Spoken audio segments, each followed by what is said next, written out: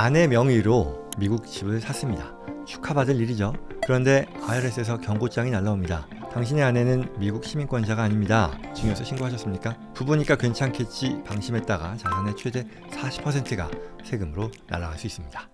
미국 명문대 합격, 과연 그것이 우리 아이 교육의 끝일까요? 아이들이 학교를 졸업하고 마주할 현실은 생각보다 냉정합니다. 인턴십 기회부터 의대 진학 그리고 현지 취업까지 아무리 뛰어난 역량을 갖췄더라도 결국 신분이라는 장벽이 아이의 발목을 잡는 경우가 너무나 많습니다. 그래서 많은 분들이 저에게 영주권과 세금 문제를 문의해 오시는데요. 하이엔드 원스톱 이민 서비스 전문 그룹 JC 이미그레이션과 함께 제주도 학부모님들을 위한 아주 특별한 자리를 마련했습니다. 단순히 투자 이민을 대행하는 차원이 아닙니다. 2026년 현재 시점의 EB5 투자 이민 분석부터 최근 고자산가들 사이에서 대안으로 떠오른 골드카드와의 비교, 그리고 영주권 취득 전후로 반드시 선행되어야 하는 텍스 플래닝까지 복잡한 미국 이민과 세무 이슈를 이번 세미나를 통해 JC 이미그레이션의 전문가들이 명확한 숫자와 구조로 정리해드립니다. 1월 31일 토요일 오후 15명 내외의 소수 정예로만 프라이빗하게 진행되는데요. 우리 아이의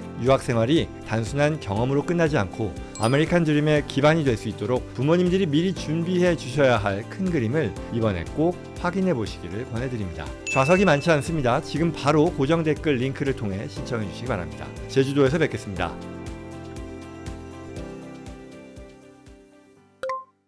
2026년 상속과 증여 면에 있어서 꽤 큰 변화가 있었는데요. 이 OBBB 액트 때문에 평생 면제 한도, 평생 라이프타임 익셈션이죠. 증여세, 상속세 없이 증여할 수 있는 금액이 역대 최고치인 1,500만 불로 확정됐죠. 그러면 이제 나는 부자니까 세금 걱정 없겠네 라고 생각할 수도 있겠지만 꼭 그렇지 않습니다. 한도가 늘어난 만큼이요, 규정은 더 까다롭게 볼 수도 있는 건데요. 특히 한국 국적의 배우자를 둔 분들은요, 오늘 영상 꼭 챙겨보셔야 되겠습니다. 국세청, IRS가 노리는 세 가지 어떤 함정 한번 살펴보겠습니다.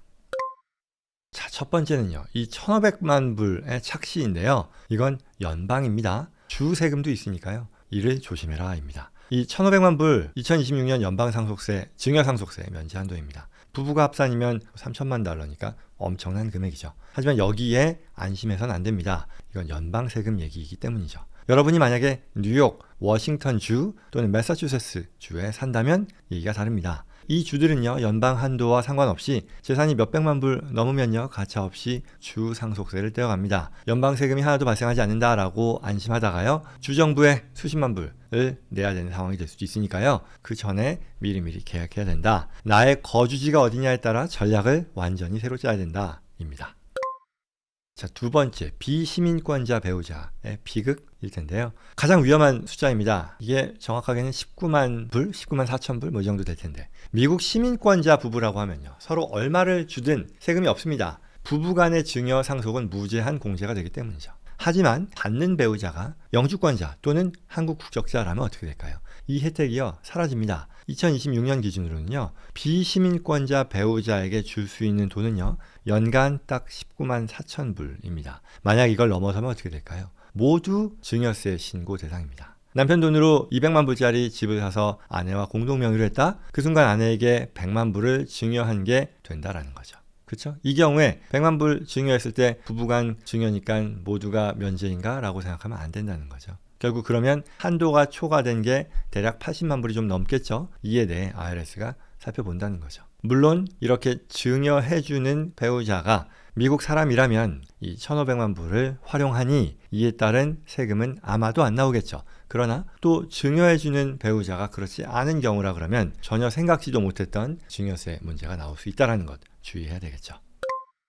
자, 세 번째입니다. 증여세 신고입니다. 사람들이 착각하는 게 있는데요. 세금이 안 나오는 것과 신고를 안 해도 된다라는 것은 완전히 다른 겁니다. 세금을 안 내더라도 신고는 필수라는 거죠. 증여세 신고서 미국의 양식 폼 709 폼이라고 부르는데요. 내가 세금 낼 게 없으니 신고 안 해도 되겠지? 라고 생각하는 경우 종종 봅니다. 위험한 생각이고요. 연간 면제액이 19,000불인데 이걸 넘게 자녀에게 증여한다 라고 하면 어떻게 될까요? 세금은 안 나오죠. 왜? 평생 한도에서 까면 되니까. 이게 무슨 얘기냐? 예를 들어 내가 아빠인데 애가 한 명 있다 쳐요. 그리고 그 애에게 25,000불만큼의 증여를 했다고 치죠. 그러면 받는 사람 기준으로 1인당 19,000불까지는 아예 증여세가 나오지 않으니 아빠인 내가 아이에게 준 25,000불 중에 19,000불은 증여세를 감안해야 되는 그런 증여가 아닙니다. 하지만 그걸 초과하는 6,000불에 대해서는 어떻게 될까요? 증여세를 부과받는 그런 증여에 해당이 되고요. 그 6,000불은 실질적으로 내가 가진 1,500만 불의 라이프타임 익셈션을 갉아먹는 그런 증여로 간주되게 됩니다. 여기서 얘기하고자 하는 거는요. 세금은 결과적으로 안 내게 되겠죠. 왜냐하면 1,500만 불에서 뭐 6,000불 빼봐야 여전히 나는 그 익셈션, 이 면제 금액이 남으니까요. 하지만 신고는 해야 합니다. 왜냐하면요. 신고의 의무는 실질적인 결과와는 별개니까요. 바꿔 말하면 내가 25,000불의 증여에 대해 6,000불까지를 나의 라이프타임 익셈션을 썼다라는 그 내용이 이 폼 709에 들어가야 된다는 거죠. 사실 일반적으로 IRS에 신고가요. 이 스태츄 오브 리미테이션이라고 해서 소멸시효가 있는데 내가 신고를 제대로 했으면 3년입니다. 3년이 지나면 IRS가 이에 대해서 더 이상 문제 제기를 하지 못할 텐데 내가 이러한 신고서를 접수하지 않으면 시계가 아예 돌아가질 않아요. 따라서 이론상으로는 이게 10년 뒤, 20년 뒤 언제고 간에 국세청이 와서 IRS가 와서 그때 그 돈 어떻게 됐냐라고 얘기하면 이게 설명하지 못하면 가산세까지 물어야 되는 그런 상황이 발생할 수도 있다는 거죠. 따라서 세금 신고는 반드시 해야 된다. 세금 납부의 의무와 별개다라는 거죠. 바꿔 말하면 나의 자산, 나의 활동을 어떤 IRS의 추적으로부터 봉인하는 그런 작업이다라고도 할 수 있겠죠. 그리고 증여세 얘기가 나온 김에 증여는 받는 사람이 아니라 미국에서는 주는 사람이 관리해야 되는 그런 내용입니다. 그래서 숫자가 더 커지긴 했습니다. 면제 금액이 커지긴 했으나 그물은 더 촘촘해졌다. 그러니 이 1,500만 불이라는 숫자에 취해 방심해서는 안 된다. 나의 상황에 맞는 기록, 전략, 플래닝이 여러분의 자산을 다음 세대로 텍스 이피션하게 온전히 넘길 수 있다라는 그런 내용이었습니다.